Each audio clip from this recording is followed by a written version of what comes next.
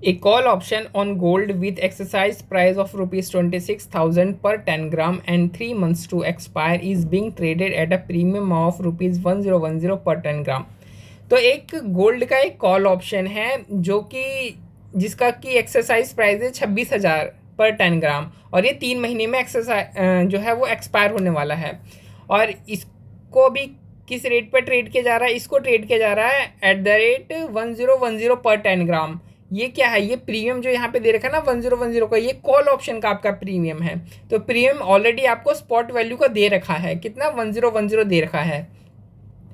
It is expected that in 3 months time the spot price might change to 27,300 और 24,700 पर 10 ग्राम। कह रहा है कि 3 महीने में जो अभी जो प्राइस आपको बता रखी है ना स्पॉट प्राइस 26,000 की, ये चेंज हो सकती है। ये बढ़ करके कितनी हो सकती है? 27,300 हो सकती है, और घट करके हो सकती है 24,700 की।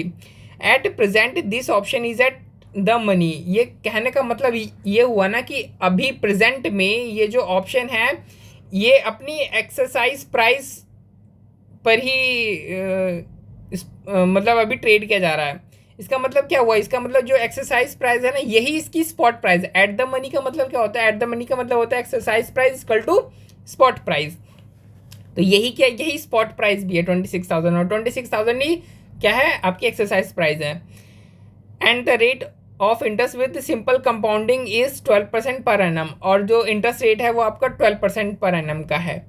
Is the current premium for the option justified? कह रहा है कि हम यहाँ पे जो प्रीमियम जो चार्ज कर रहे हैं ना 1010, क्या ये एक्चुअल में जब हम बाइनोमियल मेथड से जब हम निकालते हैं, बाइनोमियल मेथड हो चाहे या फिर रिस्क न्यूट्रल मेथड हो, इन दोनों मेथड से जब आप निकालोगे अपना value of call option at spot निकालोगे, तो क्या वो इसके बराबर आएगा? यानी ये जो हम जो प्रीमियम चार्ज कर रहे हैं क्वेश्चन में, क्या ये जस्टिफाइड है? Evaluate the options and comments. कह रहा है कि आपको ऑप्शन को इवेल्युएट करना और कमेंट करना। अब देखो अभी तक हमने 2 मेथड पढ़े हैं, एक पढ़ा है बाइनोमियल मेथड, एक पढ़ा है रिस्क न्यूट्रल मेथड। तो हम इसको रिस्क न्यूट्रल मेथड से सॉल्व करेंगे। आईसीआई ने इसको बाइनोमियल मेथड से भी सॉल्व किया, रिस्क न्यूट्रल मेथड से भी सॉल्व किया, लेकिन हम इसको किस मेथड से सॉल्व करेंगे? हम इसको रिस्क न्यूट्रल मेथड से सॉल्व करके देखेंगे। तो देखो 26,000 अभी क्या है? 26,000 की स्पॉट है ना? ये बढ़ करके 3 महीने बाद या तो 27,300 हो सकती है या फिर घट करके 24,700 हो सकती है। तो 3 महीने बाद अगर मैं इसको परचेज करने के लिए जाऊँ तो मेरे को कौन सी प्राइस पे करनी पड़ेगी? मेरे को 26,000 रुपये की जो प्राइस है वो पे करनी पड़ेगी। तो 27,300 की चीज़ अगर मेरे को 26,000 रुपये में 3 महीने बाद मिलेगी तो क्या मैं एक्सरसाइज करूँगा? मैं बिल्कुल ऑप्शन एक्सरसाइज करूँगा। मेरे को तो 1,300 रुपये का गेन हो जाएगा ना। और यही चीज़ अगर 24,700 की बिक्री हो और मेरे को ऑप्शन दिया जाए कि मैं इसको 26,000 रुपये में खरीदूँ, तो मैं ये ऑप्शन एक्सरसाइज करूँगा? कॉल ऑप्शन मैं बिल्कुल एक्सरसाइज नहीं करूँगा। मैं महंगे में क्यों खरीदने के लिए जाऊँगा? इससे अच्छा मैं मार्केट में सस्ते रेट में ना खरीद लूँ। तो मैं अपना ऑप्शन एक्सरसाइज नहीं करूँगा, यानी नेट गेन मेरा कुछ भी नहीं होगा। ठीक है।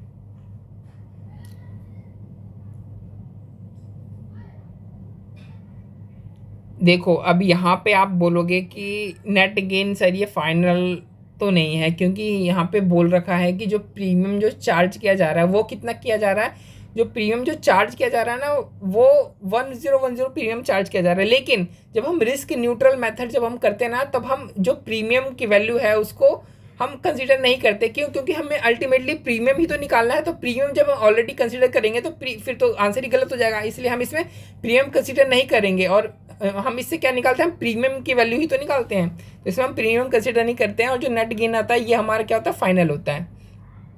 यानी आपको क्या हो रहा है? आपको 1,300 का एक जगह गेन हो रहा है और एक जगह क्या हो रहा है?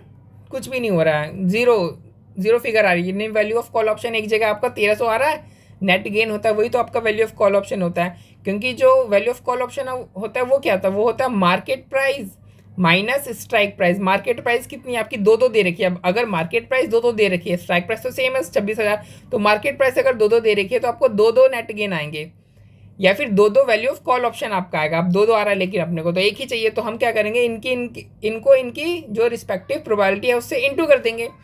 तो जो शेयर ऑफ जो प्रोबेबिलिटी ऑफ प्राइस इंक्रीज है उसको निकालने का फॉर्मूला क्या होता है? रिस्क न्यूट्रल मेथड के अंदर ये वाला फॉर्मूला होता है ना।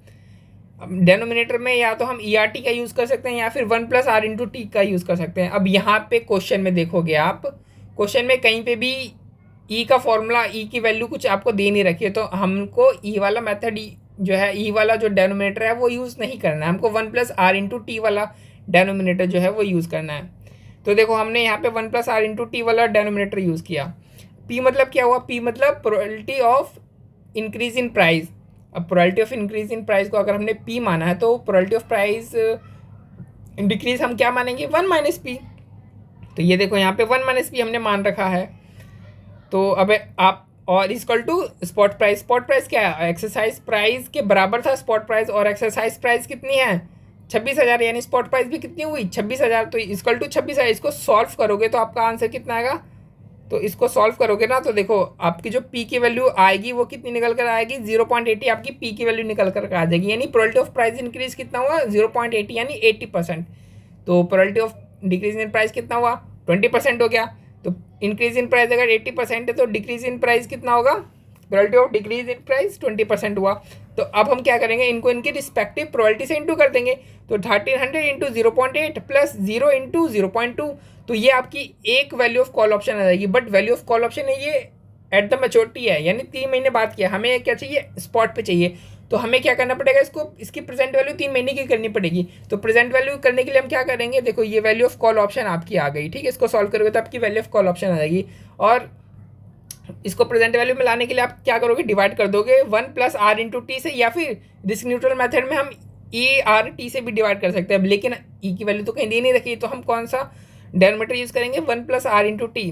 तो 1+r/t जब हमने यहाँ पे किया था तो सॉल्व किया था, तो इसका आंसर आ था 1.03।